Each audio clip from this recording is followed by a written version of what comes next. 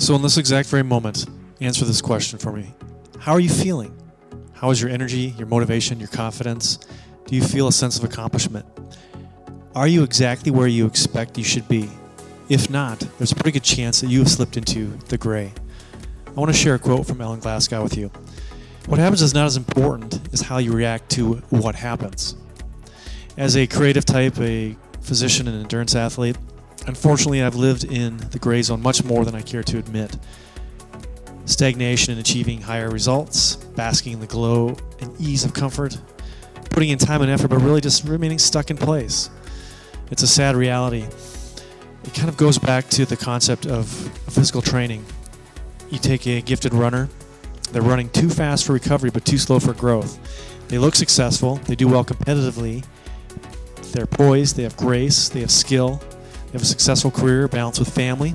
They look great, but on the inside, that athlete is feeling corrosion of happiness, like a shroud of gray just descending over them. For really no apparent reason, there's really a daily mild sense of despair and even depression. And this is a real problem for high performers. They're creating so much, they're doing so much that when they look around, they are receiving praise and accolades and they become complacent. It causes them to slide into a state of underperformance without even really having a sliver of realization that they're doing so.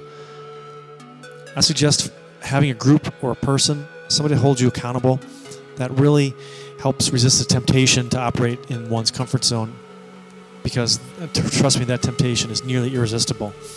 I've found that by joining groups where I'm the smallest, least capable, least skilled person in that group, even though it's uncomfortable, has really made all the difference in terms of achieving growth and lighting a fire into my ass to create, move, contribute, and to shift into a flow state. It's really by putting yourself into the situation and creating it purely by your own design that it really forces you to think in an entirely different way to give you completely different results. Unfortunately, another emotion really chips away at our success, and that is fear. By wielding its cunning skill, fear, it really creates powerful limiting beliefs that really forces and keeps us small.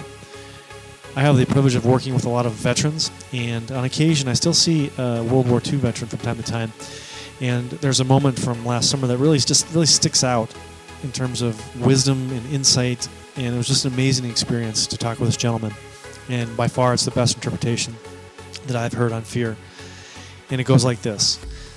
Having the mistaken belief that you will get out unscathed creates hesitation and fear. Those two elements will do nothing but get you and your buddies killed. The way I approached D-Day was merely by operating under the assumption that I was already dead. After accepting that, everything else was manageable despite the hell going on around me.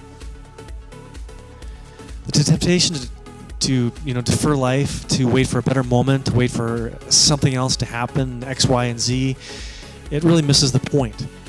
Death is not a binary equation. Our bodies are dying every second of the day. Tissues die, cells die, and the common belief that death is the finality of breath also misses the mark. Living in the gray sacrifices the challenge and beauty of a full life. We are meant to enter the grave dented, scarred, scratched, marred by a wealth of experiences, challenges, and adventures. Not looking pristine, unscathed, good as new. That's not what life's all about.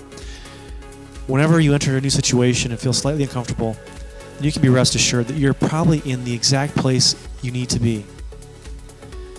Flow is a concept between challenge and skill, and it's that sweet spot.